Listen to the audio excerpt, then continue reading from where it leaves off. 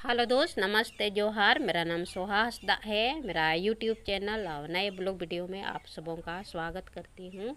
हम लोग बढ़िया है। आप लोग कैसे हैं दोस्त? उम्मीद करती हूँ आप लोग अच्छे होंगे, स्वस्थ होंगे। तो आज का ब्लॉग है दोस्त, डॉक्टर अब्दुल कलाम जी के बारे में आज जानेंगे। उनका जन्म 15 अक्टूबर 1931 रामेश्वर तमिलनाडु में उनका जन्म हुआ था। उनका जन्म एक मछुआरे गरीब परिवार में हुआ था। उनके पिताजी मछली पकड़ते थे और बेचते थे, और उनसे जो पैसा आता था वो पैसा से उनका घर का मेंटेनेंस वगैरह चलता था। और डॉक्टर अब्दुल कलाम जी पढ़ने में वो ठीक ठाक थे। वो घर का काम भी बताते थे, और जो फ़ी वगैरह वो उनका बहुत मुश्किल से हो पाता था। तो उन्होंने ऐसा करते थे, घर का काम बँटने के बाद वो न्यूज़पेपर बेचते थे, और उनसे जो पैसा वगैरह आता था वो पैसा से फीस वगैरह भरते थे, और घर का जो खर्चा उसमें भी देते थे। तो इसी तरह उनका पढ़ाई एजुकेशन बहुत ही मुश्किल, बहुत ही संघर्षपूर्ण रहा। और इसी तरह पढ़ाई करते करते मैट्रिक वगैरह, इंटर वगैरह हो गया, और हाई एजुकेशन के लिए उन्होंने दाखिला लिया मद्रास इंस्टीट्यूट ऑफ टेक्नोलॉजी अना यूनिवर्सिटी। 1955 से 1957 तक चला, और 1957 में उन्होंने क्वालिफाई किए हैं। जानते हैं दोस्त, उसका फर्स्ट जॉब हुआ था, पायलट में होने वाला था, तो नहीं हो पाया। इसलिए नहीं हुआ क्योंकि इंग्लिश में उनका इतना मजबूत पकड़ नहीं था, फराटेदार नहीं था, तो उनका सिलेक्शन नहीं किया गया।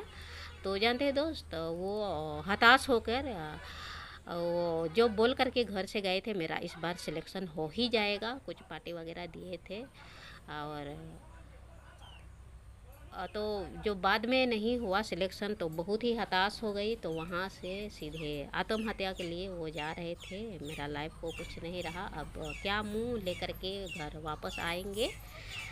तो जब आत्महत्या के लिए जा रहे थे, तो बाबा टाइप का जो नहीं रहता है, उनसे उनका मुलाकात हुआ। तो उन्होंने बोला कि ये बच्चे आप इतना हताश क्यों हैं? तो उन्होंने पूरी बात बताई बाबा को, मेरा यहाँ पर सिलेक्शन नहीं हुआ, इसलिए मेरा इस धरती पे रहने का कोई मतलब नहीं रहता है, तो इसलिए हम इस कदम को उठा रहे हैं।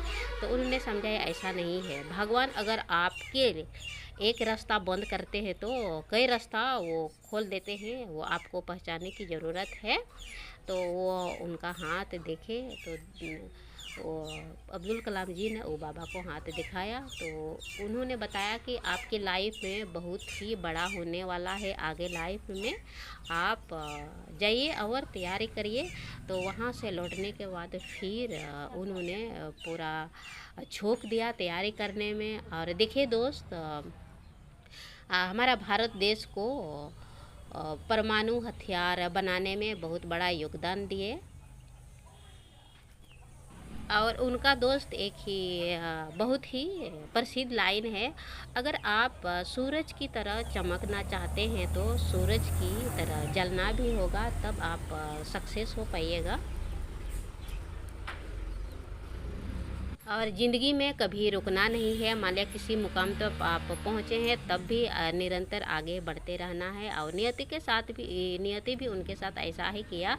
वो शिलोंग में कुछ बच्चे लोगों को बता रहे थे, और सीने में दर्द हुआ। शिलोंग में 27 जुलाई 1915 उनका देहांत हो गया है, और हमेशा के लिए हमारे बीच से वो चले गए। एक भारतीय वैज्ञानिक और राजनीतिज्ञ थे, जिन्होंने भारत के मिसाइल और परमाणु हथियार कार्यक्रम के विकास में अग्रणी भूमिका निभाए थे, और राष्ट्रपति के पद में रहे 2002 से। डॉक्टर एपीजे अब्दुल कलाम को आज दुनिया भारतीय मिसाइल प्रौद्योगिकी के जनक के नाम से भी जाने जाते हैं, और कई सारा उनको अवार्ड से पुरस्कार से सम्मानित किया गया है, जैसे भारत रत्न,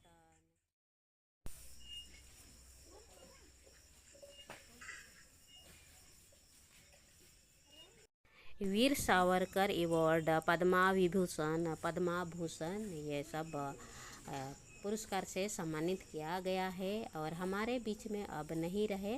लेकिन इनके बारे में हम लोग आज जो पढ़ते हैं तो हम लोग को बहुत ही ज़्यादा जोश मिलता है और हम लोग भी इसी तरह मेहनत करेंगे और